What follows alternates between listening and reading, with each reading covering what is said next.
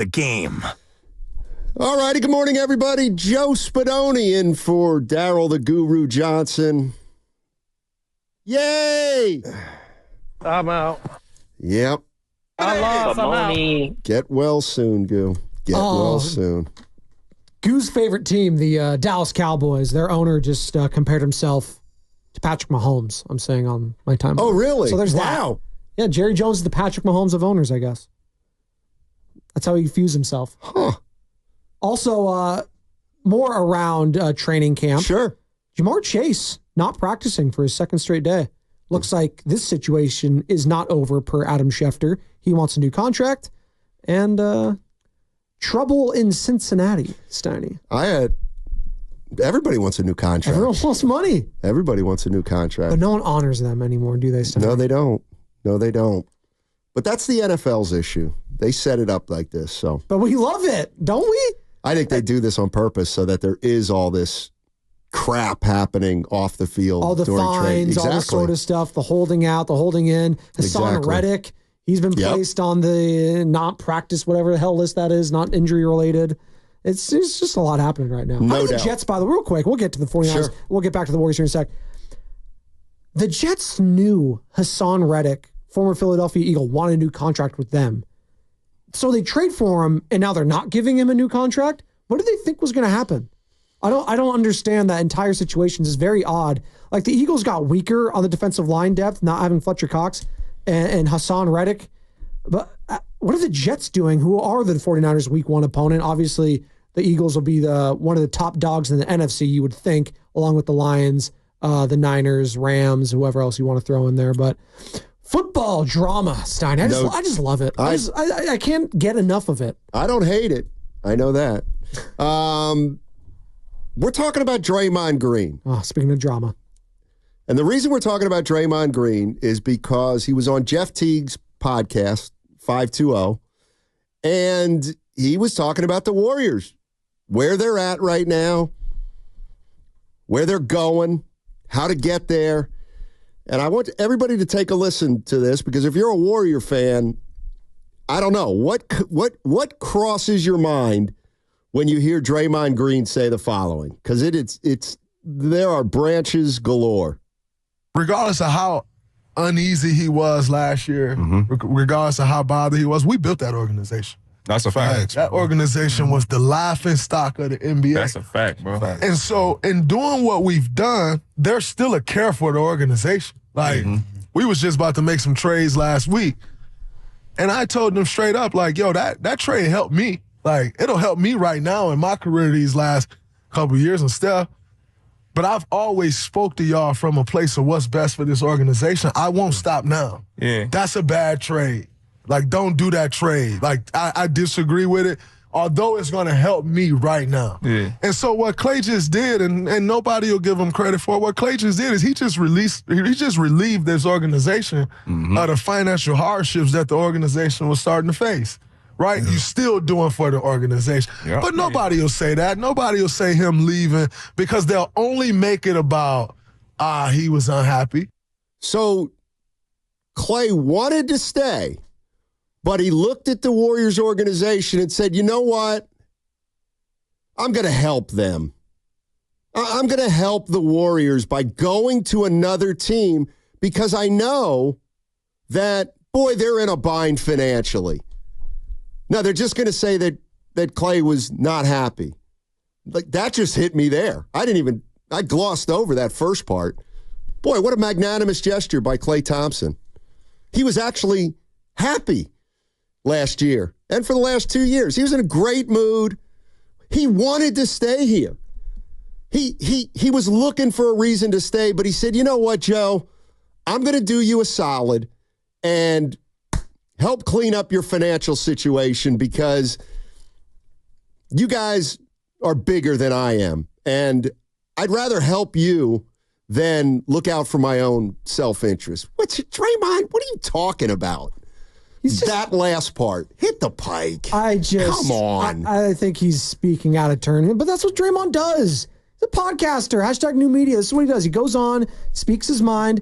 And whether you like it or not, and I saw we threw the tweet out there at 95.7 The Game. You can follow me at Spadoni_Joe. Oh. Thank you. Steiny, I don't think you have a Twitter anymore. That's all right. You're not missing much. Just a cesspool out there. But we were talking about it, and we were just saying, does Draymond Green have more sway than Steph Curry? And then you were saying he might because of his voice. Because he speaks like there is something to everyone hearing you and then eventually just buying into it, because the more you hear it and we hear it all the time in politics, the narratives, right? There's these narratives that you keep building upon. Well, sooner or later you keep hearing it all the time. You might think, oh, maybe he's right. And I think that's what we're getting at with Draymond Green, whether it's true or not. Like these comments, and this is from Anika who responded on Twitter. You're reacting to Draymond's comments because Draymond makes comments publicly. You don't know who says what behind closed doors. And reacting to a serial podcaster, serial podcasting is hilarious. Let's use our brains here.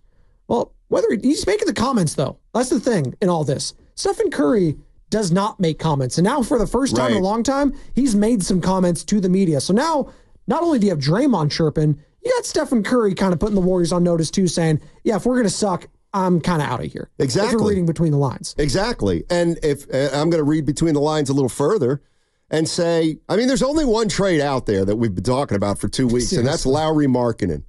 So maybe I'm wrong on some of the particulars, but it sounds to me like the Warriors were really thinking or are really thinking about acquiring Markkanen, even if it costs maybe Kuminga and Podziemski and a couple picks. And Draymond saying that's a dumb trade because you're going to be kicking yourself in 4 or 5 years. Okay, well, the day before, Steph Curry just said, I ain't playing for a bottom feeder. So whether you like the Markkanen trade or not, I believe that, yeah, if you get Lowry Markkanen, you have a chance to be better next year.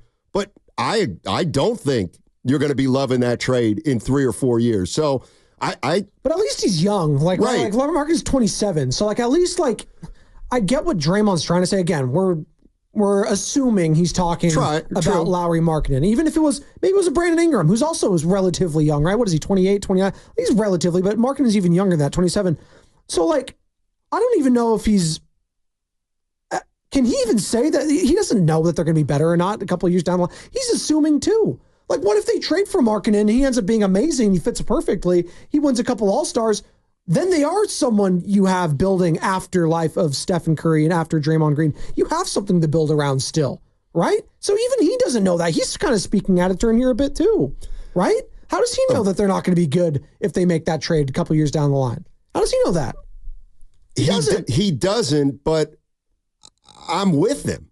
How will they be better 3 years from now without Steph, without Draymond, without Kuminga, without Podziemski? Oh, you don't know. We don't know if it's both of them. I know. But it might be one of them. But hey, whatever Dre says, he didn't like it.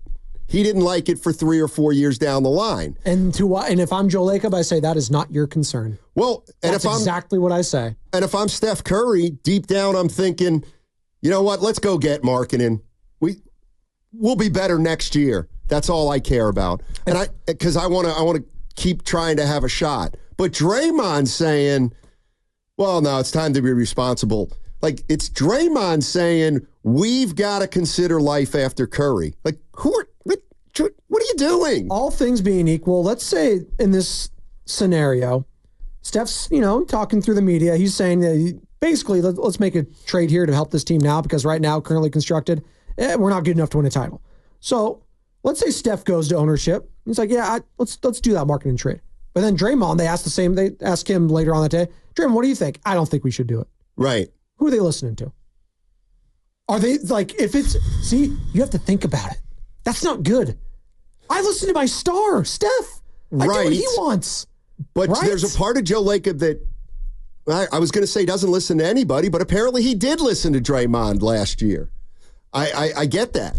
But I'm with you in that I'm hearing two different visions of what this team's considering doing, and I'm hearing a disagreement between our star player Steph Curry and Draymond Green.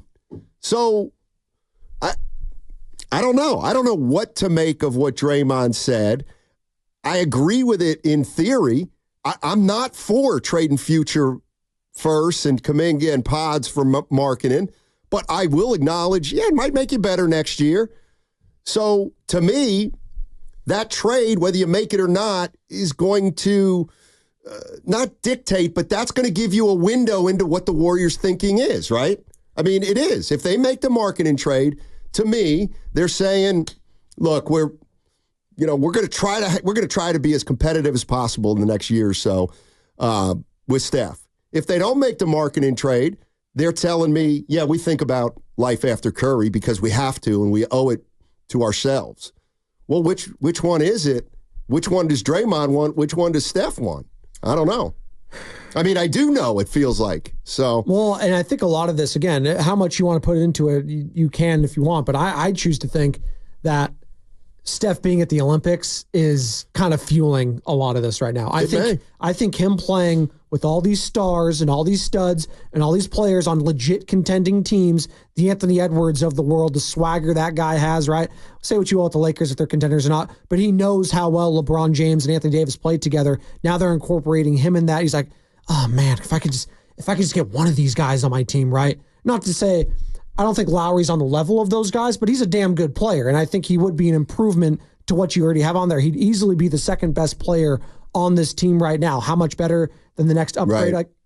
But he'd be the second best player skill-wise, without a doubt. I do think him playing in the Olympics is starting to, fuel some of this. And Draymond Green sitting back, watching, he has a lot of time on his hands. He's going to the media, going on podcasts. I think where these guys are at right now in their summers is dictating a lot of these comments. Yeah, 888-957-9570 is the number. I would love to have Draymond Green on the commentary, though. Is it possible he could be doing this coverage for NBC at all? Can we get Draymond on pre- and post-game coverage for Team USA?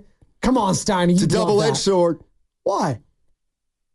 Because I don't know. Bobby Fitz in studio. Back to you, Draymond. Maybe. I just want to know what Warrior fans think of it all. You get hit with a Steph bottom feeder quote yesterday, and now Draymond Green saying, oh, yeah, we had a deal. And by the way, real quick, and I'm gonna get to some calls in a second, 888-957-9570 is the number if you want to jump in, because I think there's more than one way to interpret all this, and we're trying to make something out of it. 650 says, I think Draymond Green was talking about the PG-13 trade. I don't know. He said a week ago we had this deal. So that tells me that it wasn't Paul George, because that was signed, sealed, and delivered by then. But who knows? Let's go to Ray. Ray is in Pleasant Hill. He wants to follow up on something you said, Spadone. What's up, Ray? How you doing? Hey, Pleasant Ray.